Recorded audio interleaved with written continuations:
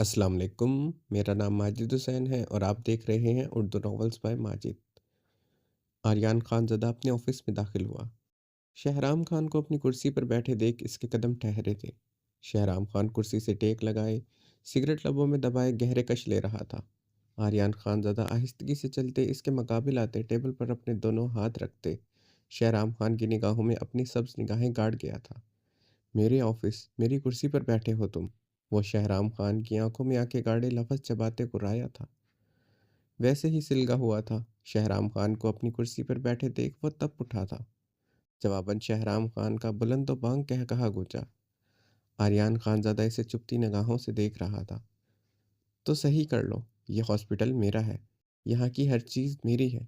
شہرام خان نے سگریٹ ایش ٹری میں مسلتے کرسی پر سیدھے ہوتے ٹیبل پر اپنے دونوں ہاتھ جمائے غصے سے آریان خان کو گھورا۔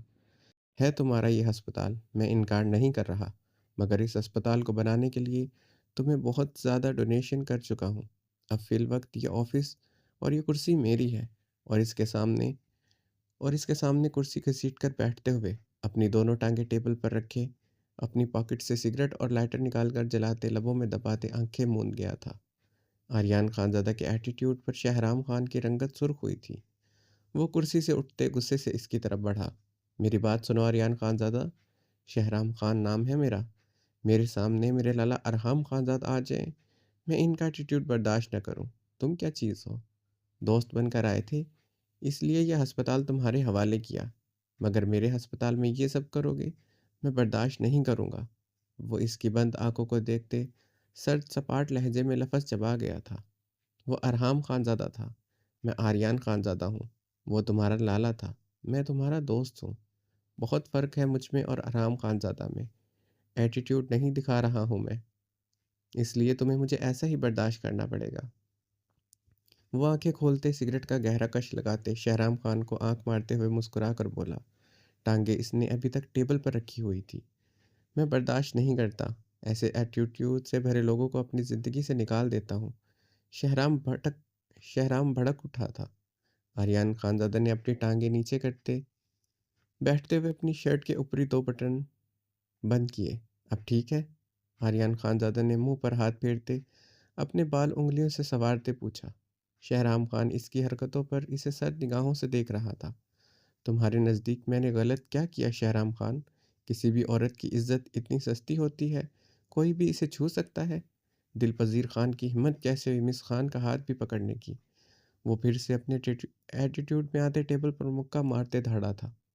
مردانہ وارڈ میں کسی بھی فیمیل ڈاکٹر کو دن میں جانے کی اجازت نہیں ہے۔ وہ اتنی رات کو وہاں کیا کرنے گئی تھی؟ شہرام خان بھی جواباً ٹیبل پر مکہ مارتے دھاڑا تھا۔ اب دونوں ایک دوسرے کی آنکھوں میں آنکھیں گاڑے ہوئے تھے۔ اس بات کی تحقیق ہو کر رہے گی، مس خان کو ادھر کس نے بھیجا؟ نرس فلک کو میں نے نرس فلک کو میں نہیں چھوڑوں گا۔ آریان خان زادہ نے سچ لہجے میں لفظ چبائے تھے۔ نرس فلک؟ کون نرس فلک؟ شہرام خان نے غصے سے پوچھا۔ کیا مطلب؟ ادھر کوئی نرس فلک نہیں ہے؟ آریان خان زادہ اسی لمحے جیسے سب کچھ سمجھتا کھڑا ہوا تھا۔ فلک نامی کوئی نرس ادھر کام نہیں کرتی۔ شہرام خان نے آریان خان زادہ کو گھورتے اپنے لفظوں پر زور دیا۔ آریان خان زادہ اب سرخ چہرے کے ساتھ کھڑا اپنے چہرے پر ہاتھ پھیر رہا تھا۔ تم سے زرمش نے جھوٹ کہا؟ شہرام اس کے سرخ پڑتے چہرے کو دیکھتے لب بھینچے بولا۔ نہیں بولا، اس نے جھوٹ نہیں بولا، مس خان نے جھوٹ۔ آریان خان زادہ دھاڑا تھا۔ وہ مجھ سے کسی قیمت پر جھوٹ نہیں بول سکتی۔ یہاں آج فلک نامی نرس تھی وہ نرس۔ آریان خان زادہ نے ٹیبل پر دونوں ہاتھ جماتے تھوڑا جھکتے ہوئے اپنی بات پر زور دیا۔ دیکھو آریان، دوستی اپنی جگہ، مگر گل بہار ہسپتال شہرام خان کے نام سے جانا جاتا ہے۔ دل پذیر کے ساتھ جو تم نے کیا، اس کا جواب دہ مجھے ہونا پڑے گا۔ کیا جواب دوں گا میں سب کو؟ یہ جواب دوں گا، میرے ہسپتال کی ایک عام سی اسسٹنٹ جس کے پاس کوئی ڈگری نہیں، وہ آدھی رات کو مردانہ وارڈ میں کیا کرنے گئی تھی؟ آریان خان زادہ اب خاموشی سے سگریٹ کے گہرے کش لیتا غیر مروی نقطے کو گھور رہا تھا۔ نیکسٹ احتیاط کرنا، یہ میری لاسٹ وارننگ ہے۔ میں نے اپنا ہسپتال تمہیں اس لیے سونپا تھا کیونکہ تم میں قابلیت دیکھی تھی۔ شہرام خان نے سنجیدگی سے کہتے آریان خان زادہ کے چہرے کی طرف دیکھا۔ آریان خان زادہ کے بارے میں اس نے جتنی تحقیق کی تھی، اسے بہت کچھ پتہ چلا تھا۔ وہ کسی سیکرٹ ایجنسی سے تعلق رکھتا تھا۔ شہرام خان اس بات کو لے کر کافی مشکوک تھا، اسی لیے وہ اسے ہسپتال سے نہیں نکال سکتا تھا۔ آریان خانزادہ کا تعلق اس ملک سے تھا، ورنہ وہ نہ چاہتے ہوئے بھی مجبور تھا۔ مگر یہ ڈاؤٹ تھے جو اسے آریان مگر یہ ڈاؤٹ تھے جو اسے آریان خان پر تھے۔ وہ چاہتے ہوئے بھی اس کے بارے میں یقینی طور پر معلومات حاصل نہ کر سکا تھا، مگر تب تک اسے ادھر برداشت کرنا ہی تھا۔ وہ آریان خانزادہ کو گھورتے ہوئے وہاں سے چلا گیا تھا۔ نرس فلک، ڈاکٹر ڈاکٹر اغیار لغیاری۔ وہ اس بات میں سر ہلاتے مسکرایا۔ اغیار لغیاری، نہیں چھوڑوں گا تجھے۔ آریان خانزادہ ٹیبل پر مکہ مارتے ہوئے دھاڑا تھا۔ زاویار خانزادہ ہاسپٹل کے کمرے میں گلاس ونڈو سے سرد سرخ آنکھوں سے برستی بارش کو دیکھ رہا تھا۔ ارتضیٰ خان کو ابھی تک ہوش نہیں آیا تھا۔ زاویار خانزادہ تب سے ایسے ہی کھڑا تھا۔ وہ ارتضیٰ خان پر آئی ایک خراش برداشت نہیں کر سکتا تھا۔ وہ اسے ایسی حالت میں دیکھ نہیں سکتا تھا۔ ارتضیٰ خان میں اس کی جان بستی تھی، بلکہ وہ اس کی جان ہی تھا۔ زاویار خانزادہ کی آنکھوں میں ملکوں کی بیٹی کے لیے نفرت کی چنگاریاں بڑھتی جا رہی تھی۔ ارتضیٰ خان ایک چڑیا کا بچہ نہیں مار سکتا تھا، وہ کیسے کسی انسان پر گولی چلا سکتا تھا؟ جس طرح اس کے بھائی ارتضیٰ خان کو تھپڑ مارے گئے تھے، اسے اور اس کے بھائی کو گالیاں دی گئی تھی، وہ اس کی رگوں میں دوڑتے خون کو لاوے کی طرح کھولا رہا تھا۔ زاویار خانزادہ کا بس نہیں چل رہا تھا۔ اس نازک سی لڑکی کا وہ حال کرے، وہ اپنی پہچان بھول جائے۔ وہ مٹیا بیچے بمشکل خود پر ضبط کر رہا تھا۔ ارتضیٰ خان نے آنکھیں کھولتے کمرے میں نگاہیں دوڑائیں۔ زاویار خانزادہ کو کھڑکی کے پاس کھڑے دیکھ وہ اپنی بینڈیج لگی پیشانی کو ہاتھ لگاتے وہ اٹھ کر بیٹھ گیا تھا۔ لالا، ارتضیٰ خان نے درد سے کراہتے زاویار خانزادہ کو پکارا۔ لالا قربان جائے اپنی جان پہ، زاویار خانزادہ پشتو میں بولتے تڑپتے ہوئے ارتضیٰ خان کی طرف بڑھا۔ لالا، میں نے آذان کو نہیں مارا، میرا یقین کریں، میں نے اسے نہیں مارا۔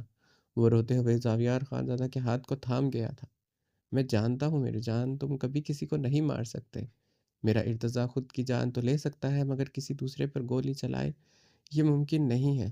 زاویار خانزادہ نے تڑپتے ہوئے ارتضیٰ خان کے آنسو صاف کیے۔ پہلی بار اس کی آنکھوں سے آنسو بہتے دیکھے تھے۔ اذان ملک میرا سب سے بڑا دشمن ہے لالا، مگر میں نے خواب میں بھی اسے کبھی مارنے کا نہیں سوچا۔ وہ زاویار خانزادہ کے دونوں ہاتھ جکڑے ان پر اپنی پیشانی رکھے رو دیا تھا۔ میں جانتا ہوں ارتضیٰ خان، تم ایسا نہیں کر سکتے۔ زاویار خانزادہ کی آنکھوں میں سرخی کی شدت گہری ہوئی تھی۔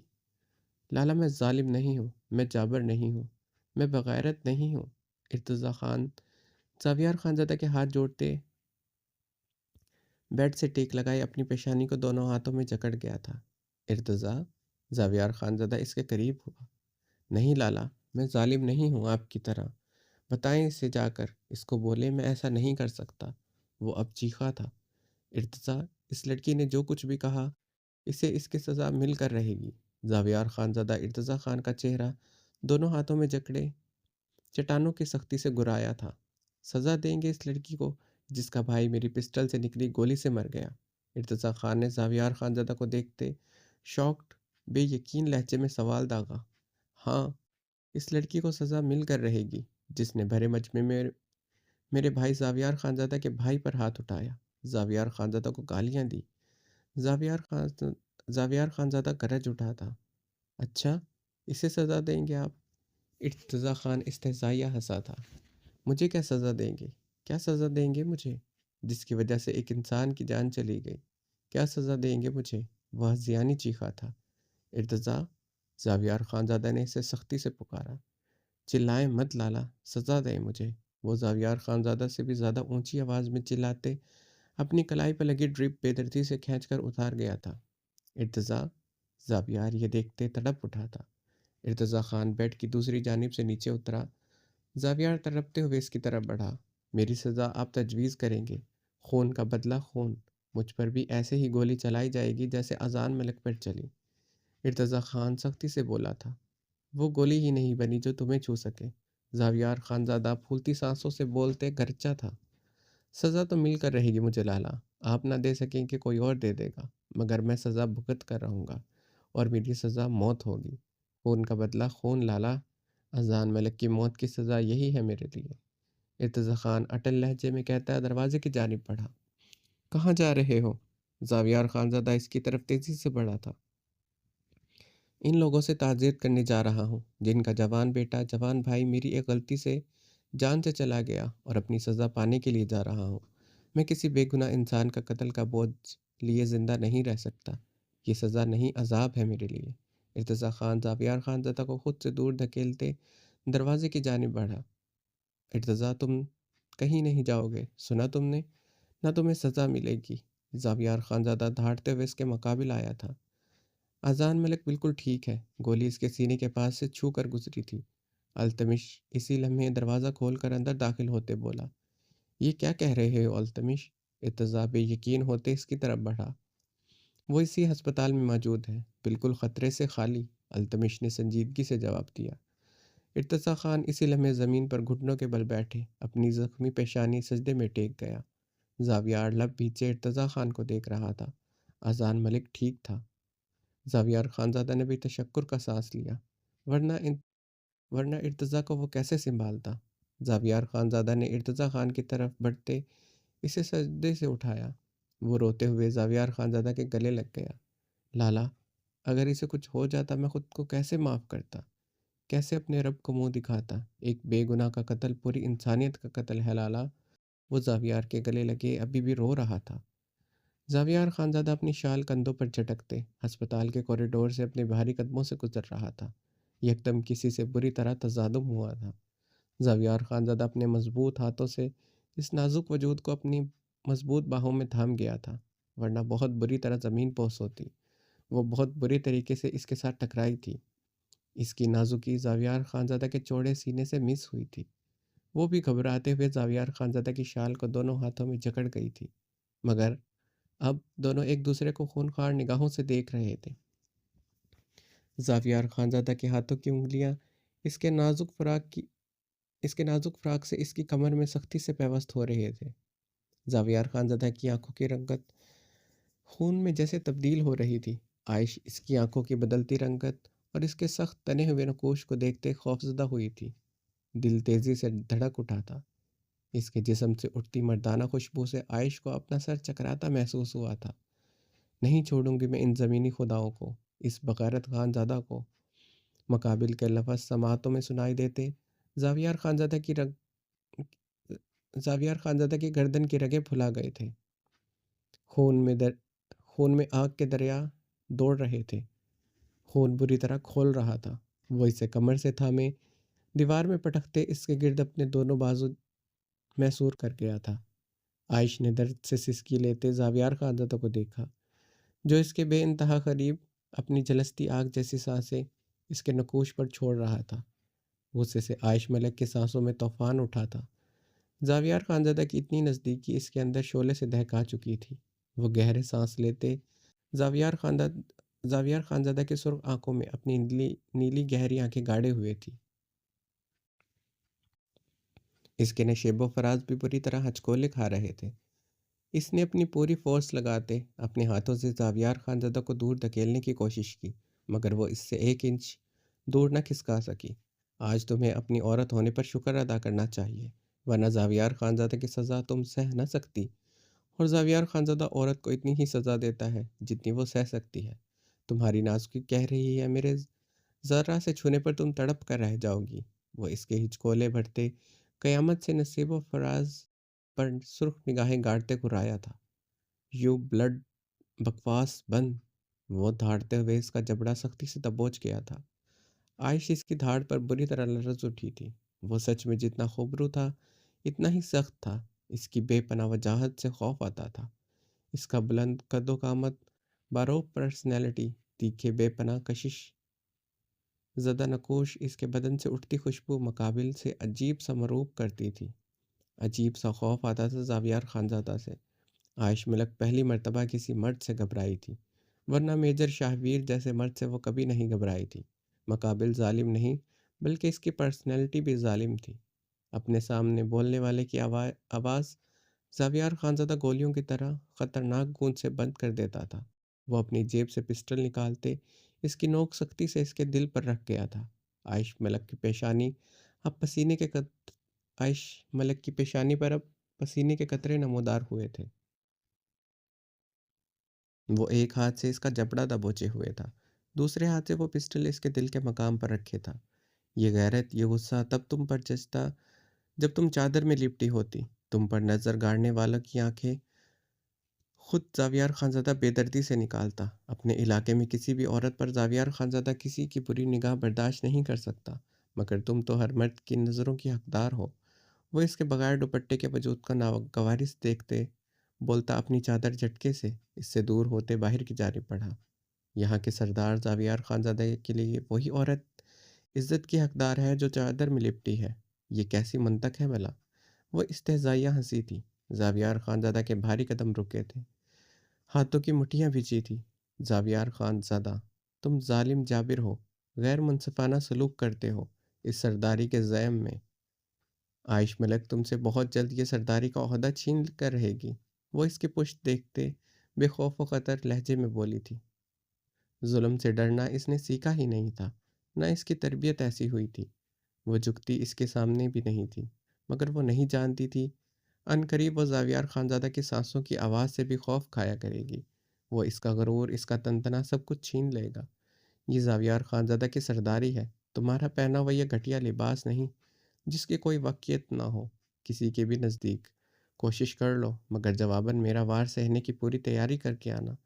سرداری تو جائے گی نہیں، ہاں تمہاری سانسوں کو ہمیشہ کے لیے ان پہاڑوں میں قید کر لوں گا۔ وہ پلٹتے ہوئے خون آشام لہجے میں گرایا تھا۔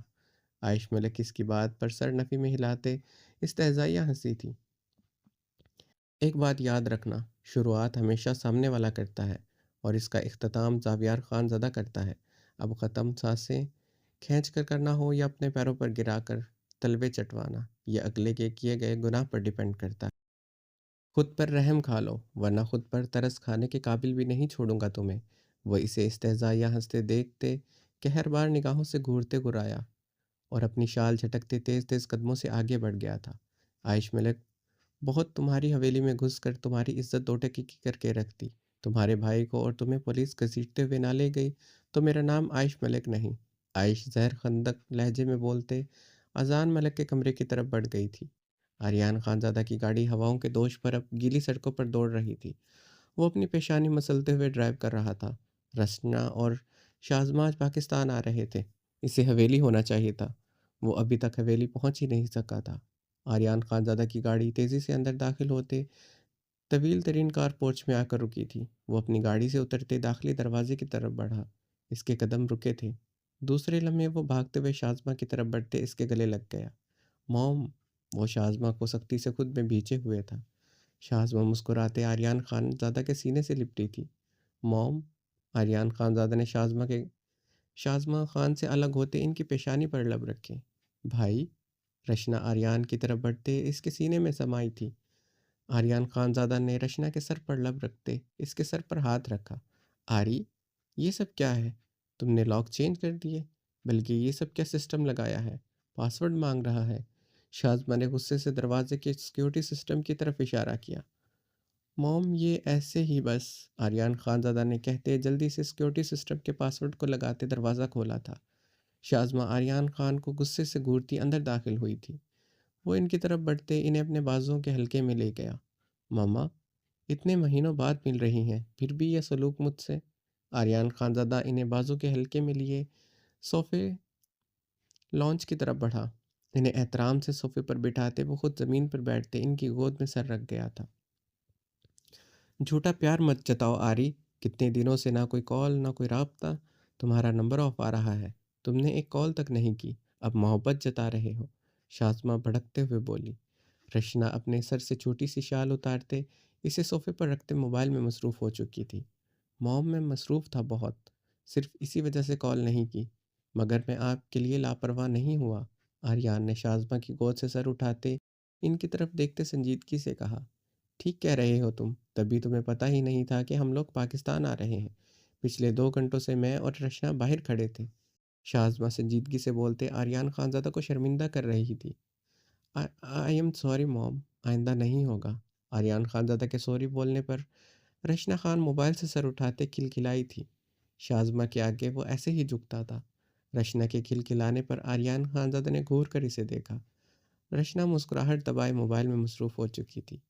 آری، میرا ایک ہی بیٹا ہے، میرے پاس تم سے قیمتی کچھ نہیں ہے۔ تم یہ سب کیا کرتے پھر رہے ہو؟ کبھی ریسلر بن جاتے ہو، کبھی کیا؟ منع کیا تھا ریسلنگ نہیں کرو گے، مگر نہیں، تم ریسلر بن کر رہے۔ اب تم کیلیفورنیا چھوڑ کر پاکستان آ چکے ہو۔ اتنے مہینوں سے تم پاکستان میں ہو۔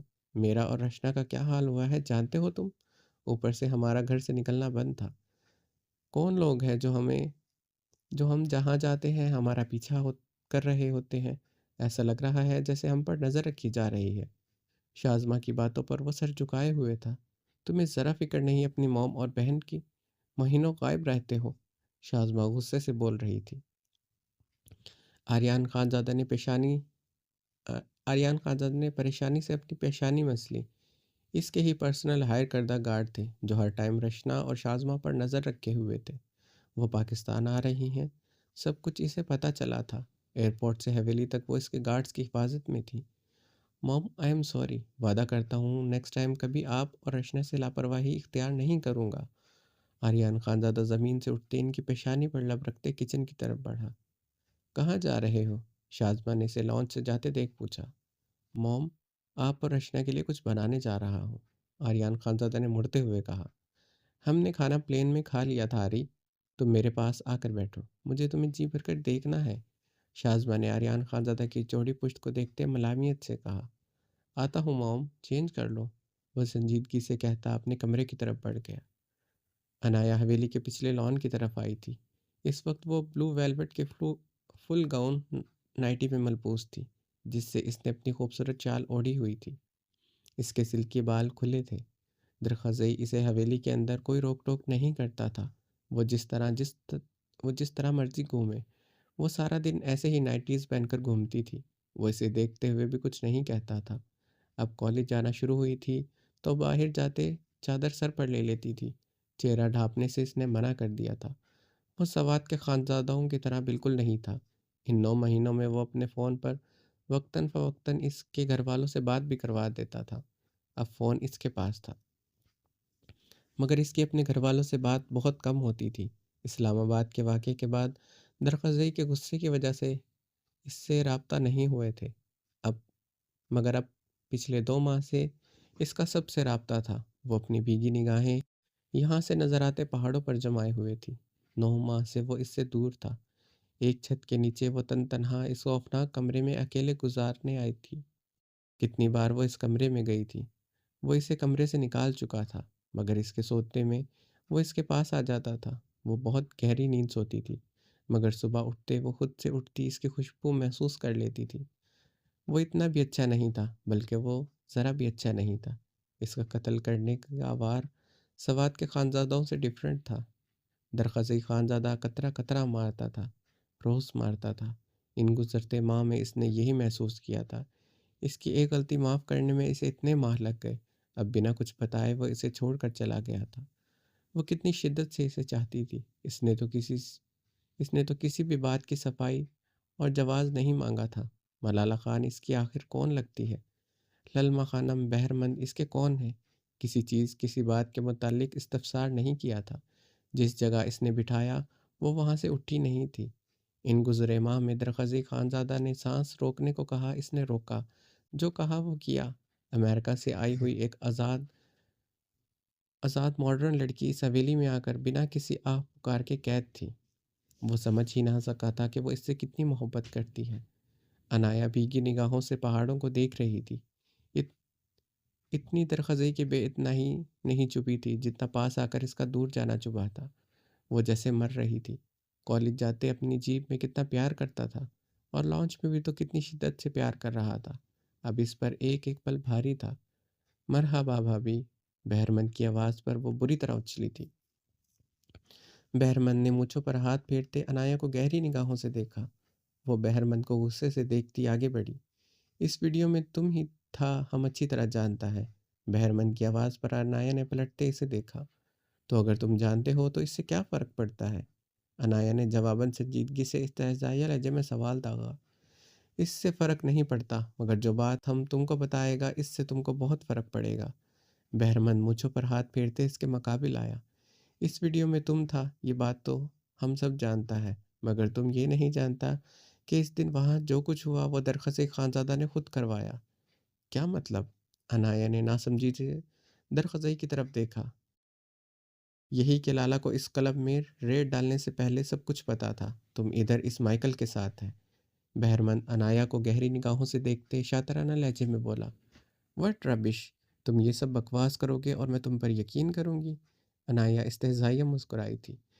यकीन तो करना पड़ेगा क्योंकि यही सच है। बहरमन गहरा मुस्कुराया। अच्छा, यानी दरख़्वासे खानज़ादा ने खुद ही अपनी इज्जत को यूं उछाला, अपनी वर्दी पर दाग लगाया। क्यों? वजह क्या थी? अगर तुम्हें इस पर इल्ज़ाम लगाना था तो तुम कुछ ऐसा करते जिस पर मुझे यकीन आता। दरख़्वासे से नफ़रत में इस हद तक गिर गए तुम दरख्वास्त से नफ़रत में इस हद तक गिर गए कि इस पर बेबुनियाद बच्चों जैसे इल्ज़ाम लगा रहे हो। अनाया बहरमंद को घूरते हुए गुस्से से बोली, वजह सबसे बड़ी तुम था भाभी। वो जानता था, अच्छी तरह जानता था कि तुम कभी रुखसती नहीं करोगी। शायद ज़ारान खानज़ादा भी अपनी बीवी यानी तुम्हारी बहन अबरिश की बातों में आकर रुखसती में रुकावट बनता, इसलिए इसने ये चाल चला। तुम इधर क्लब गया और इस सब का दरख्वासे को सब खबर था और ये सब हो गया।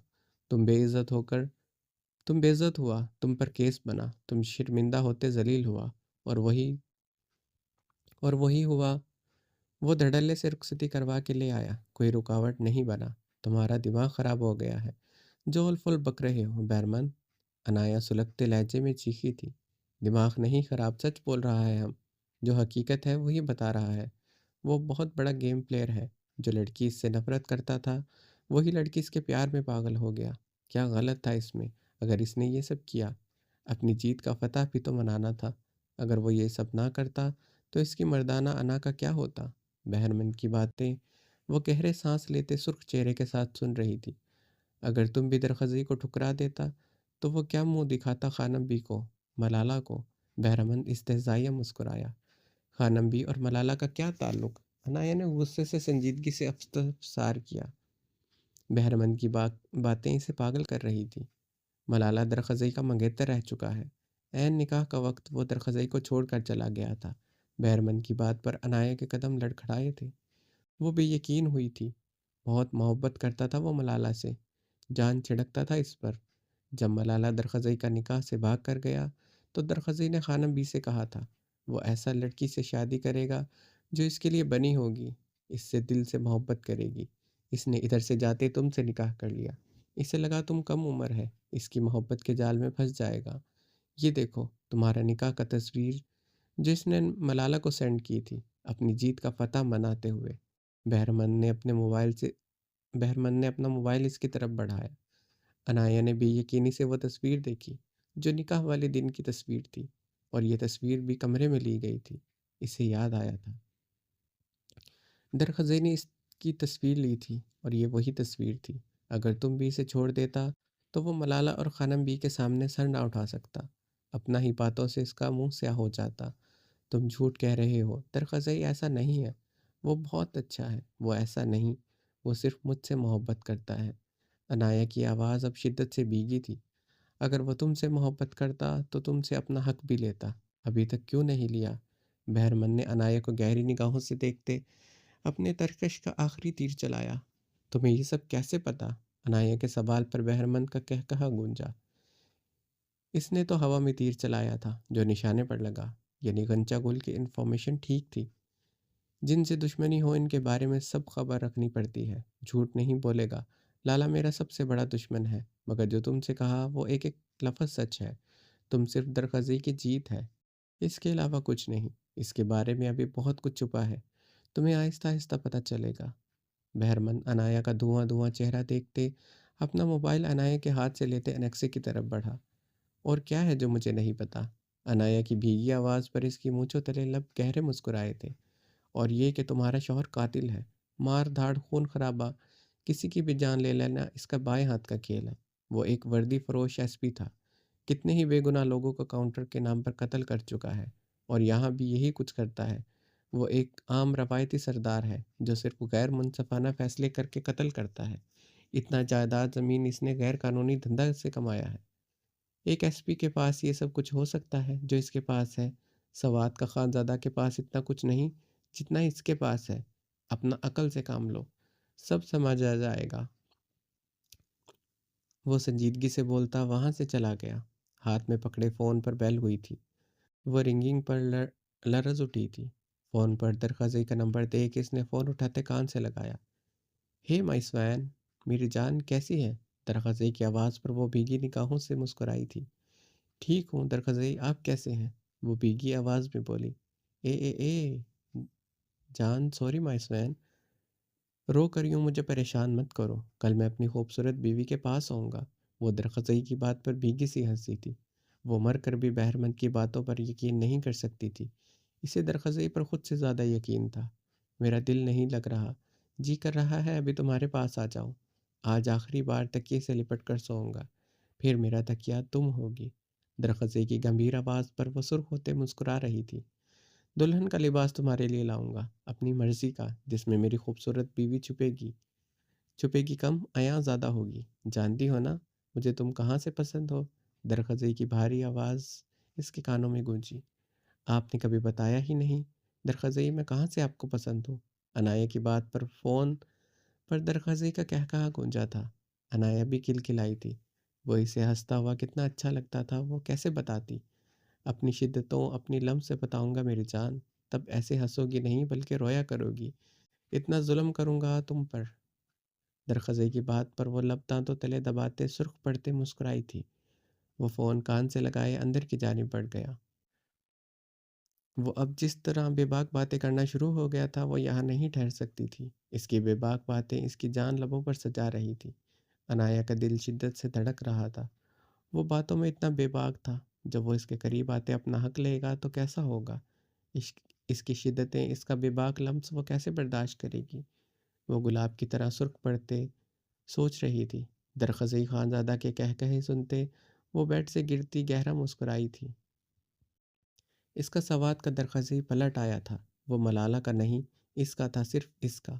اسے یقین تھا درخزئی خانزادہ نے اگر کسی سے محبت کی تو وہ صرف انایا ہے۔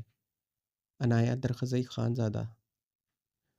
کہانی جاری ہے، اس کا بقیہ حصہ آپ اگلی قسط میں پڑھیں گے، اور اگر آپ کو یہ کہانی اچھی لگی تو جلدی سے لائک کر دیں اور اپنے دوستوں کے ساتھ شیئر کریں، اور ہمارے چینل کو سبسکرائب کر دیں۔ ملتے ہیں اگلی قسط میں، اپنا بہت سارا خیال رکھیے گا۔ اللہ حافظ۔